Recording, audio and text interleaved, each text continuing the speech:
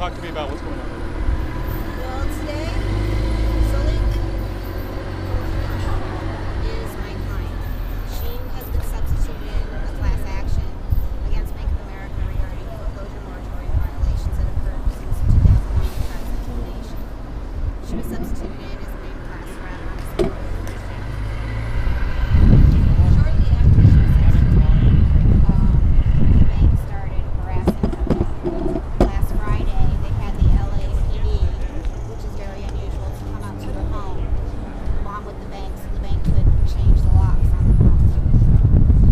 So we tried to go before the U.S. District Court, who's actually running the class action. They said that this is actually an unlawful detainer manner, because that's what the bank's attorney said. We went before the judge this morning, then in the lawful detainer, and I showed the judge what the bank's going to be doing with the LAPD, and the bank's attorney said, oh, the moratorium, that's a red herring. So they said, yeah, the moratorium's a farce. It doesn't matter, basically. Whether there's a moratorium or not, they can still proceed legally with lockouts and with foreclosure. So that means the Bank of America's attorneys just admitted in public court, amongst many, many people, that what they've been doing has been fraud. They never meant it. They don't mean it, and they won't mean it. Well, it's amazing that talk about what this says. I mean, with this foreclosure crisis has been going on forever. We've seen these Occupy groups, go to these different houses and help these families. Talk to me about a little bit what this kind of says about the current situation for foreclosures there. It's very scary.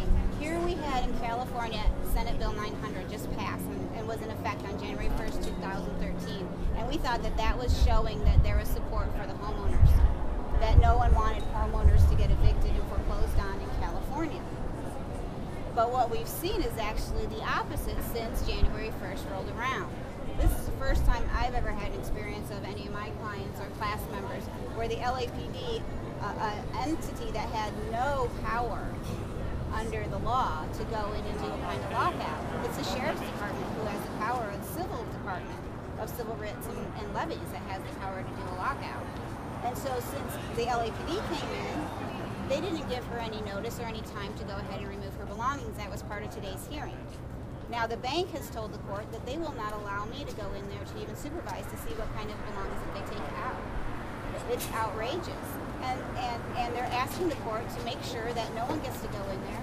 My client doesn't get to go back in her home to inventory her belongings, and neither do I. And she had no due process of law. The LAPD just swooped in, allowed the bank to change the locks. And we're asking the court to do something about it, but since they were able to do it so quickly, before we could get the wheels of justice to act, even on an ex parte basis, the status quo now is that Sully is homeless. And since she's homeless, they're keeping that as the status quo, and that's not considered an emergency. Well, I've never known when someone doesn't have a coat, doesn't have their underwear, doesn't have their medicine, doesn't have their food, and doesn't have a roof over their head in this country is not considered an emergency. I would consider that an emergency. You talked about the slow wheels of justice spinning. I mean, right now, there's always been a case of people going against banks. I mean, what's the chance that the justice system is going to benefit homeowners like her as we move forward? I mean, what are the chances? Well, the good news is SB 900.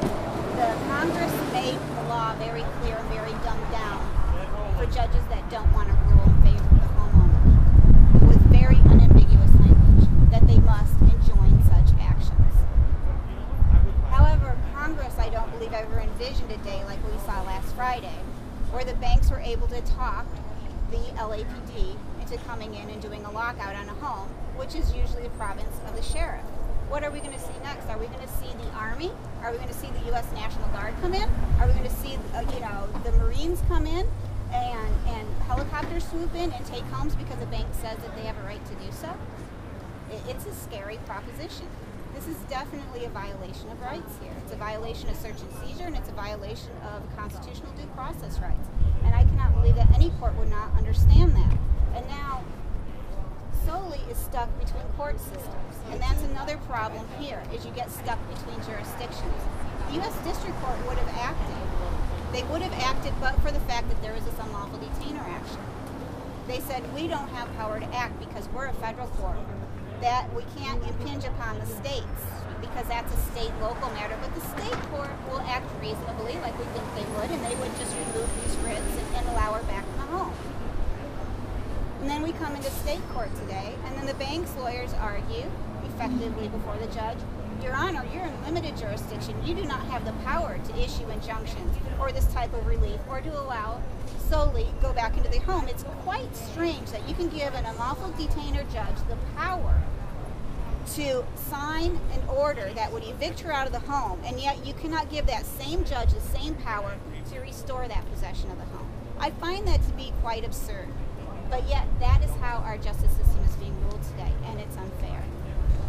Thank you so much. I appreciate it. Can she say a few words? Is that Yes, possible? and this is Marvin